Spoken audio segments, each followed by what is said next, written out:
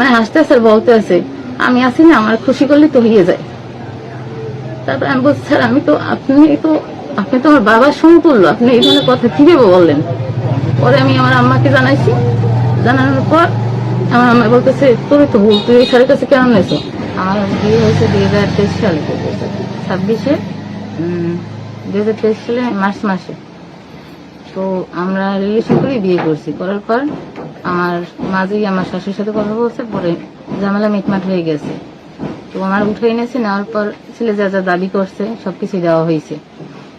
পর আমার স্বামী ঢাকা চাকরি করতে। তো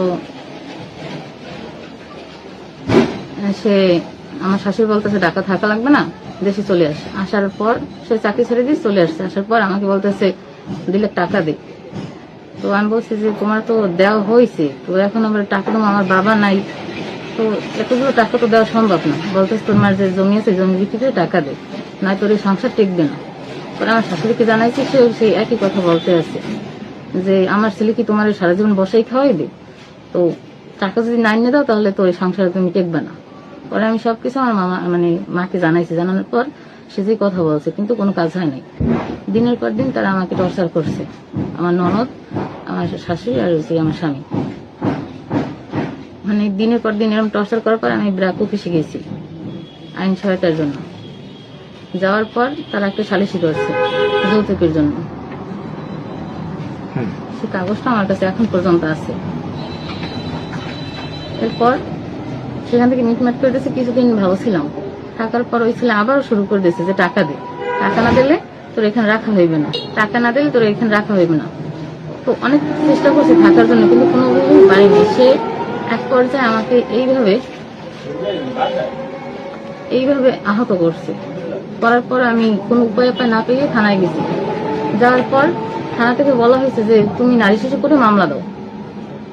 তারপর আমি সুবিচার পাওয়ার জন্য পটুয়াখালী নারী শিশু কোর্টে মামলা দিয়েছি। দেওয়ার পর তদন্তের রিপোর্টটা আনছি খেপুরা বালিকা মাধ্যমিক বিদ্যালয়ের আনার স্যারের কাছে, যেহেতু ওই স্কুল থেকে আমি এসএসসি পাস করছি, ওইখানে আমার শৈশব কাটছে।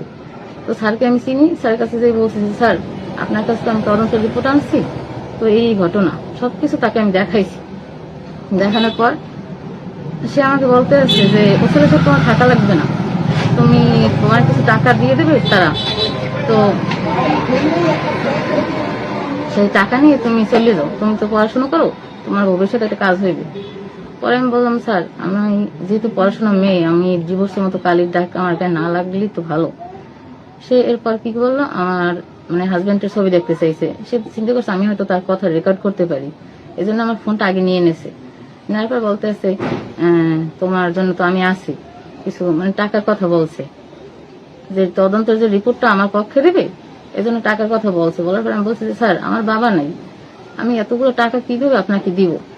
তখন সে কি করছে, হাসতে হাসতে বলতে আছে, আমি আছি না, আমার খুশি করলে তো হয়ে যায়। তারপর আমি বলছি, স্যার আপনি তো আমার বাবার সমতুল্য, আপনি এই ধরনের কথা কিভাবে বললেন? পরে আমি আমার আম্মাকে জানাইছি।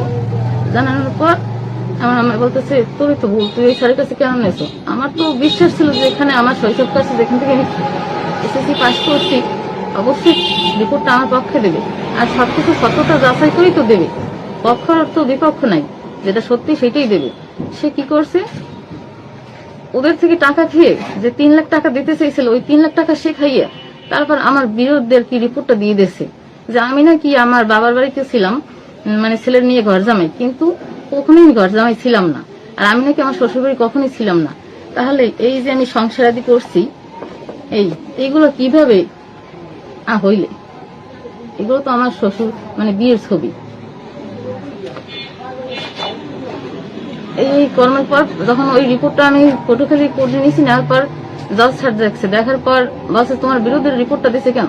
তখন বলছে, স্যার তাকে শোকাজ করেন এই জায়গায়, আমি সামনাসামনি তার কথা বলি, আমার সাক্ষীরা কিভাবে সাক্ষী দিচ্ছে আর সে এখানে কি রিপোর্ট লিখছে। আমার আম্মা বলছে এবং আরো যারা সাক্ষী ছিল তারা বলছে যে ওই ছেলে যৌতুকের জন্য আমাকে টর্চার করে। এই পরবর্তীতে যখন এই রিপোর্টটা দিয়েছে, ওই রিপোর্টটা দেখি আর কি জজ স্যার আমার কেসটা খারিজ করে দিয়েছে।